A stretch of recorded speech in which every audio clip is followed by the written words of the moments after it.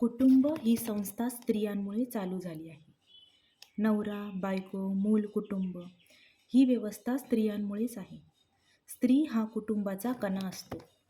म्हणूनच असं वाटतं की स्त्री आणि कुटुंब यात फारसा फरक नाही. कुटुंबाचा कणा असलेली स्त्री आज घर आणि कार्यालय अशा दोन आघाड्यांवर लढताना दिसते.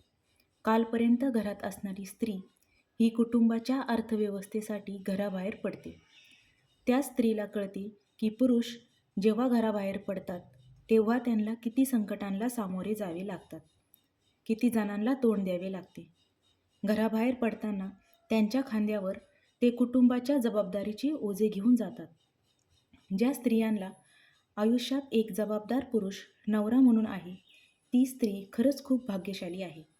कारण स्त्रियांना घर सांभाळून कुटुंबाच्या अर्थार्जनासाठी बाहेर पडावे लागते.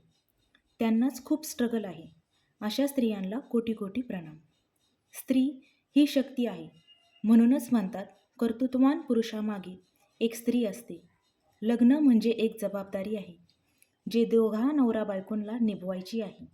ही जबाबदारी जेव्हा नवरा बायको आनंदाने पार पाडत असतात तेव्हा त्यांच्या संसारात आनंद दिसायला लागतो.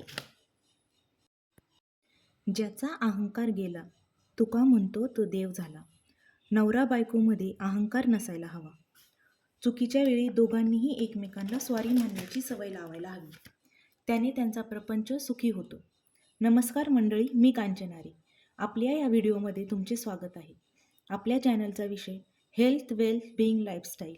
आपल्या घरात आजकाल म्हणण्यापेक्षा पूर्वीपासून असे बघायला मिळते की संसारात नवरा बायकोमध्ये स्त्री श्रेष्ठ की पुरुष ही फक्त असमानता आहे. संसारात दोघांनीही एकमेकांना साथ दिली तर जीवनामध्ये सर्व काही अर्थार्थ आणि सार्थ होतं. जर दोघांनी एकमेकांना साथ दिली नाही तर जीवनात साडीसाती निर्माण होते. कुटुंबामध्ये नवरा बायको यांमध्ये 36चा आकडा नको, 63चा आकडा असायला हवा.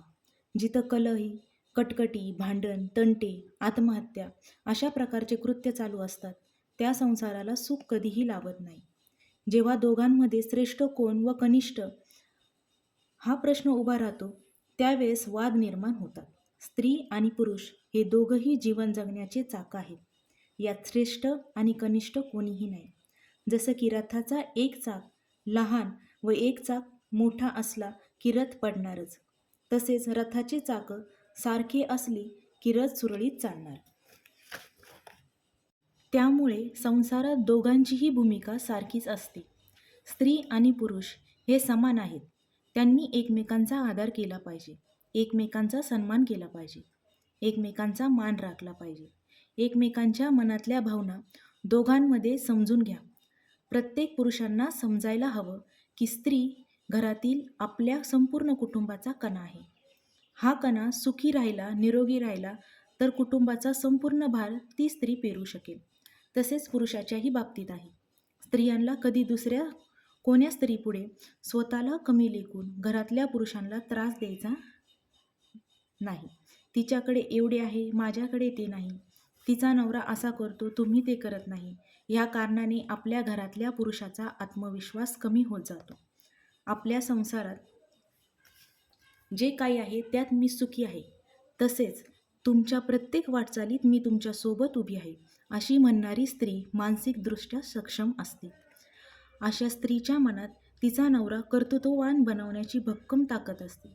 ज्या स्त्रिया दुसरीकडे बघतात मग स्वतःकडे पाहतात, आपल्याकडे काय आहे, तिच्याकडे किती आहे, याने ती स्त्री कधीही सुखी राहू शकत नाही.